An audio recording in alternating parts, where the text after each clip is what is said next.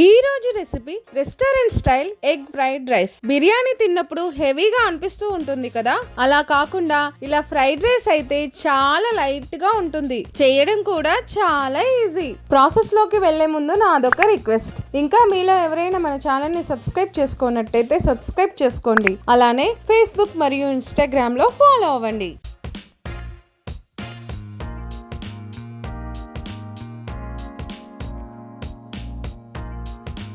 ముందుగా ఒక కడాయిలో 2 టేబుల్ స్పూన్ల నూనె వేడి చేసుకుని 4 ఎగ్స్ ని బ్రేక్ చేసుకొని వేసుకోవాలి.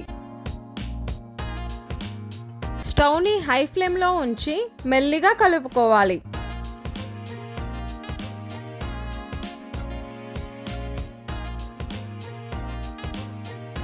ఇప్పుడు కొంచెం ఉప్పు,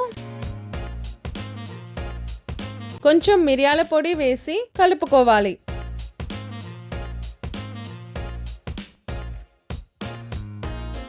ఎగ్స్ మరీ కీమాలా కాకుండా ఈ విధంగా ఉండాలి. ఇప్పుడు దీన్ని ఒక ప్లేట్లోకి తీసుకొని పక్కకు పెట్టుకోండి.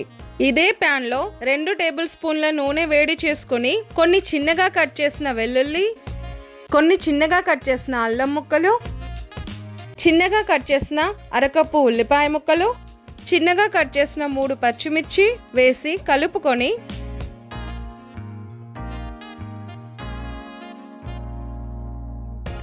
చిన్నగా కట్ చేసిన కొన్ని క్యారెట్ ముక్కలు, చిన్నగా కట్ చేసిన కొన్ని ఫ్రెంచ్ బీన్స్ ముక్కలు, ఈ వెజిటబుల్స్ కి సరిపడా కొద్దిగా ఉప్పు,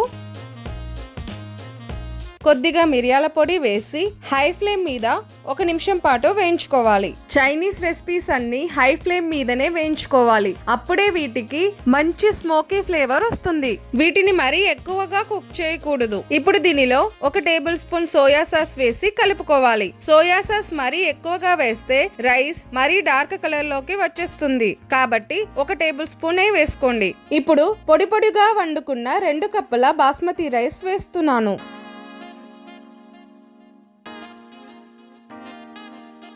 ఎగ్ స్క్రాంబుల్,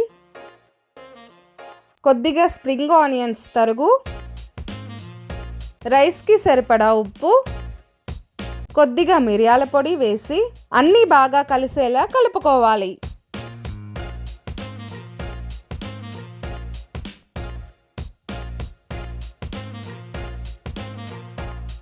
ఇప్పుడు స్టవ్ ఆఫ్ చేసి ఒక సర్వింగ్ ప్లేట్లోకి తీసుకోవాలి. అంతేనండి, యమ్మీ యమ్మీ ఎగ్ ఫ్రైడ్ రైస్ రెడీ అయిపోయింది. ఇది వేడి వేడిగా సర్వ్ చేసుకుంటే చాలా చాలా బాగుంటుంది. మీరు కూడా ట్రై చేసి మీకు ఎలా కుదిరిందో నాకు కామెంట్ చేసి చెప్తారు కదూ.